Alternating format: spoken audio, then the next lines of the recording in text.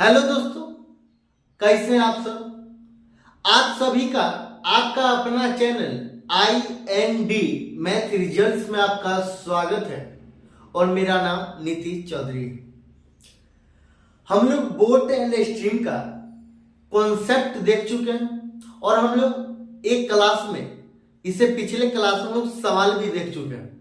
उससे आगे चलिए हम लोग सवाल देखते हैं और आपको बता दें ये दोनों सवाल CGL के मेंस का पूछा गया सवाल है और आप इसको 5 से 10 सेकंड के अंदर कर सकते हैं। हम लोग यहां से हम लोग बोट एंड स्ट्रीम का टोटल 7 से 8 क्लास लेंगे। टोटल 7 से 8 क्लास लेंगे और 7 से 8 क्लास आप जब पूरा पढ़ लीजिएगा तो दोबारा कभी पढ़ना ही नहीं पड़ेगा। बोट एंड स्ट्रीम आप एक बार शुरू से अंत तक, पहला क्लास, दूसरा क्लास, तीसरा क्लास, ऐसे करके आप लोग लास्ट क्लास तक देखिएगा और दोबारा कभी पढ़ने का कोई जरूरी ही नहीं होगा। चलिए हम लोग सवाल देखते हैं। सवाल क्या कहता है?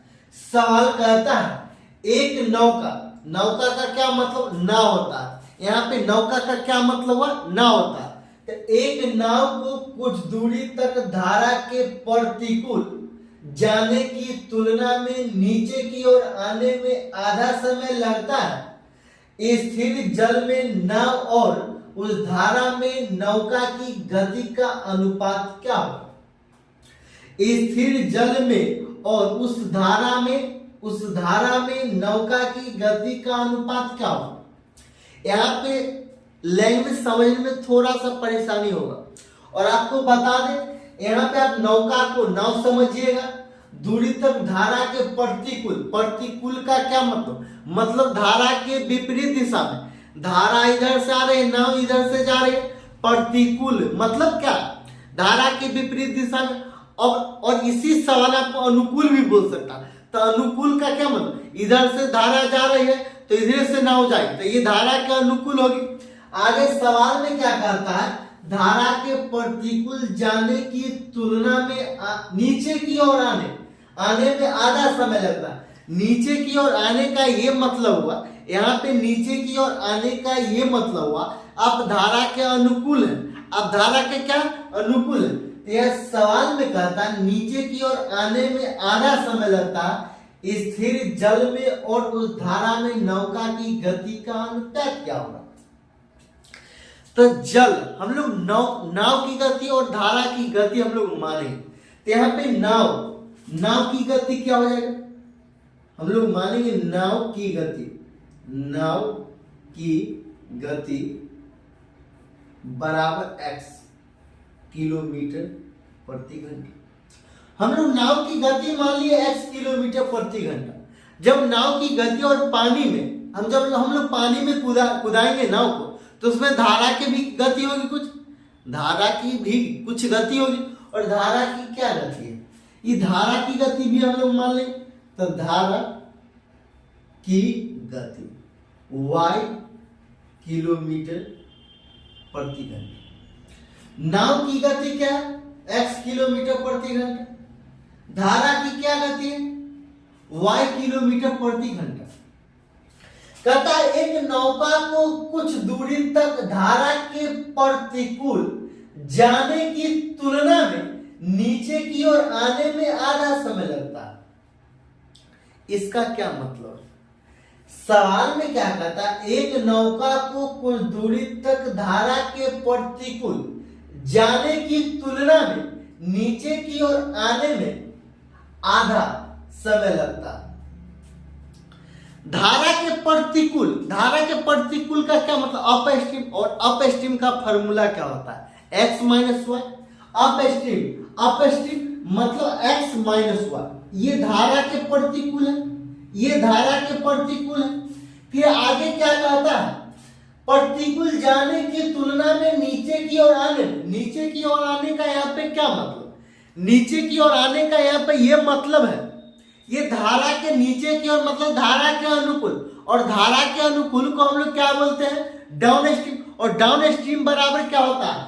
x जोड़ हुआ, तो ये x जोड़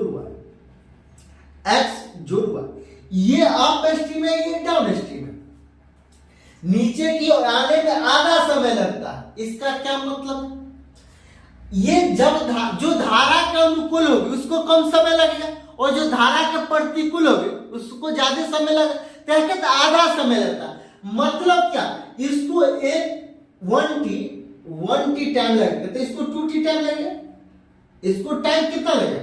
यहाँ क्या कहता है, एक नौका को कुछ दूरी तक धारा के प्रतिकूल जाने की तुलना में नीचे की ओर आने में आधा समय लगता है। इसको 2t टाइम लगता है, इसको t टाइम लगता है, 1t टाइम लगता है, 1t टाइम लगता है। तो आगे क्या कहता है, स्थिर जल में और उस धारा में नौका की गति का अनुपात क्या होगा? स्थिर जल में और उस धारा में नौका की गति का अनुपात क्या होगा? स्थिर जल में और उस धारा में नौका की गति का अनुपात क्या होगा? यहाँ पे ये दोनों आपस में बराबर हो जाएगा। यहाँ पे ये दोनों आपस में बराबर हो जाएगा। यहाँ पे क्या हो जाएगा, ये दोनों आपस में बराबर हो जाएगा। जब ये बराबर हो जाएगा तो ये t और ये t कैंसिल हो जाएगा, और जब ये t कैंसिल हो गया, t कैंसिल हो गया, तो ये 2x माइनस 2y बराबर x जोड़ y, x जोड़ y। सवाल में क्या पूछता है, कहता है स्थिर जल में और उस धारा में नौका की गति का अनुपात क्या होगा? मतलब नाव की गति क्या होगा और धारा की गति का अनुपात क्या होगा? नाव की गति का अनुपात और धारा की गति का अनुपात पूछ रहा। मतलब क्या, मतलब ये x और y का अनुपात पूछ रहा, और यहाँ से x और y का अनुपात निकाल सकते हैं। यहाँ से x और y का अनुपात निकालने के लिए x वाले को एक साथ और y वाले को एक साथ रखें।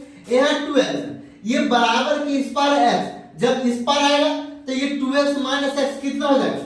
2x माइनस x हो जाएगा, x हो जाएगा। ये बराबर, इधर है 2y प्लस में, बराबर के जब उस पार जाएगा तो ये y प्लस में, ये बराबर के इस पार आएगा तो 3y हो जाएगा, तो ये 3y हो गया, ये 3y हो गया। और हमसे क्या पूछ रहा, हमसे पूछ रहा x और y का मान, x और y का अनुपात पूछ रहा। तो इसीलिए x बटा y बराबर 3:1। यही आंसर। आपको एक बार में समझ में नहीं आया, हम लोग फिर से देखें। और ये सीजीएल के मेंस का पूछा गया सवाल है, ये सीजीएल के मेंस का पूछा गया सवाल कहता एक नौका को कुछ दूरी तक धारा के प्रतिकूल जाने की तुलना में नीचे की ओर आने में आधा समय लगता है। इसका कहने का क्या मतलब, जब धारा के प्रतिकूल जाएगा और जब धारा के अनुकूल आएगा, नीचे की ओर आने की तुलना में आधा समय लगता है।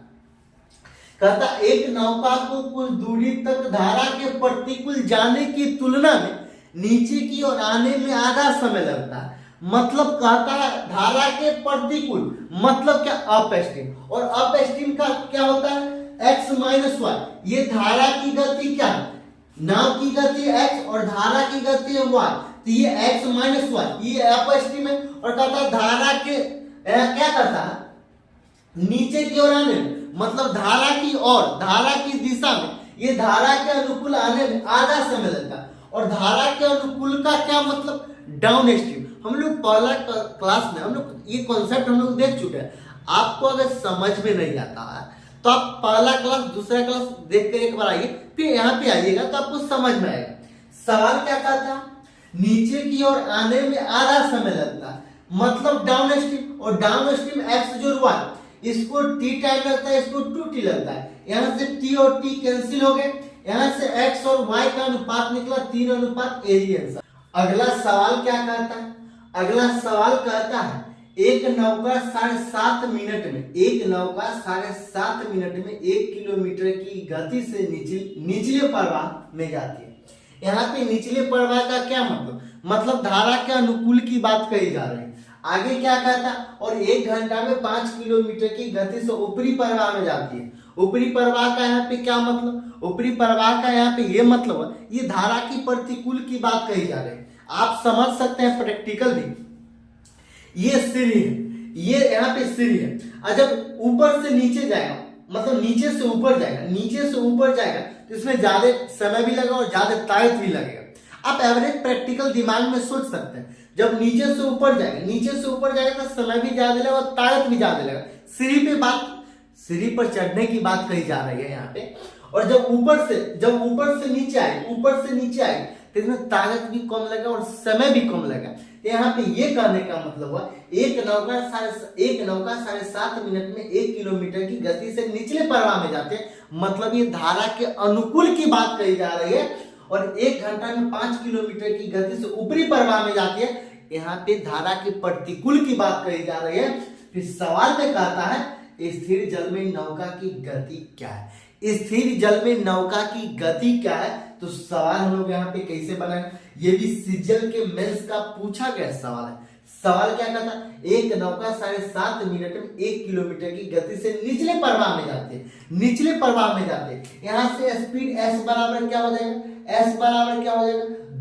दूरी है 1 किलोमीटर। चाल क्या है, 7 गुना 14, समय क्या है 7 गुना 14 15/2, ये 15/2, ये 15/2, ये क्या है, मिनट है। इसको हम लोग क्या करेंगे, मिनट को हम लोग यहाँ पे मिनट को हम लोग करेंगे घंटा में बदलें, और घंटा में बदलने के लिए क्या करेंगे हम लोग साइड से भाग देंगे। तो यहाँ पे साइड होगा, ये नीचे में यहाँ पे साइड होगा, ये ऊपर यहाँ पे शिफ्ट हो जाएगा। तो ये साइड हो गया, ये साइड हो गया। यहाँ पे s बराबर क्या हो जाएगा, यहाँ पे ये ऊपर में शिफ्ट हो जाएगा। जब ये ऊपर में शिफ्ट हो जाएगा तो ये 60 गुना 2/15, ये 15 चौका 60, ये 8 किलोमीटर प्रति घंटा, ये 8 किलोमीटर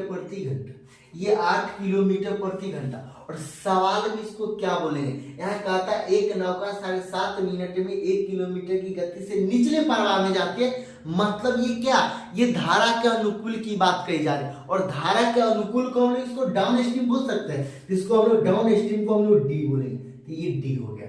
आगे सवाल में क्या कहता है, और 1 घंटा में 5 किलोमीटर की गति से ऊपरी प्रवाह में जाती है, 1 घंटा में 5 किलोमीटर की गति से ऊपरी प्रवाह में जाते हैं। तो यहाँ पे s बराबर क्या आ जाएगा, 1 घंटा में 5 किलोमीटर की गति है 1 घंटा, 1 घंटा समय। तो यहाँ पे चाल क्या हो जाएगा, 5 किलोमीटर प्रति घंटा, ये 5 किलोमीटर प्रति घंटा, ये 5 किलोमीटर प्रति घंटा, और ये जब 5 किलोमीटर प्रति घंटा हो जाएगी तो इस क्या कहता है, और 1 घंटा में 5 किलोमीटर की गति से ऊपरी प्रवाह। और यहाँ पे ऊपरी प्रवाह का क्या मतलब, ये धारा के प्रतिकूल की बात कही जा रही है। और ये धारा के प्रतिकूल को हम लोग क्या बोलेंगे, अप स्ट्रीम बोलेंगे। ये अप स्ट्रीम बोलेंगे तो मतलब यू बोलेंगे। आगे सवाल हमसे पूछ क्या रहा, कहता स्थिर जल में नौका की गति क्या है। स्थिर जल में नौका की गति क्या है, हम लोग पहला क्लास में पढ़ चुके हैं, नाव की गति बराबर फार्मूला क्या होता है। नाव की गति बराबर फार्मूला क्या होता है, अप स्ट्रीम डाउन स्ट्रीम जोड़ अप स्ट्रीम बट्टा 2। तो नाव की गति बराबर फार्मूला क्या हो गया, नाव की गति बराबर फार्मूला डाउन स्ट्रीम 8 जोड़ ये अप स्ट्रीम 5 बट्टा 2, ये 8 5 13/2, मतलब 6 से 1/2। ये क्या है, नौका की गति किलोमीटर प्रति घंटा, यहाँ नौका की गति पूछ रहे किलोमीटर प्रति घंटा, यही आंसर है 6.5 किलोमीटर प्रति घंटा, यही आंसर। आपको ये क्लास कैसा लगा, अगर आपको अच्छा लगता है तो लाइक सब्सक्राइब और शेयर जरूर कीजिएगा।